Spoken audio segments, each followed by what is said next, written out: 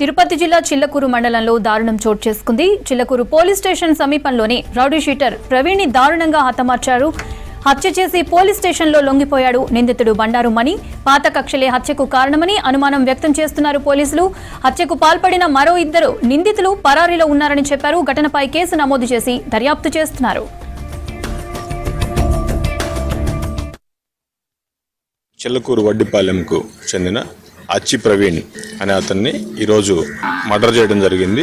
దీనికి సంబంధించి అచ్చి ప్రవీణ్కి గతంలో ఉన్న ఇష్యూస్ బేస్ చేసుకొని బండారు సుబ్రహ్మణ్యం అలియాస్ మణి అనే అతను నిన్న రాత్రి నుంచి వీళ్ళిద్దరికి ఫోన్లో వాదులాట జరుగుతున్నట్లు, ఈ వాదులాటని బేస్ చేసుకొని ప్రవీణ్ ఎదురుపడిన సందర్భంలో వాళ్ళిద్దరికి గొడవ జరిగి అచ్చి ప్రవీణ్ని అతనికి జరిగిన ఘర్షణలో ప్రవీణ్ గొంతు కోయడం జరిగింది చాకుతో. ఈ కేసుని దర్యాప్తు చేస్తున్నాము. చిల్లకూరు పోలీస్ స్టేషన్ పరిధిలో ఈ కేసు దర్యాప్తు జరుగుతుంది.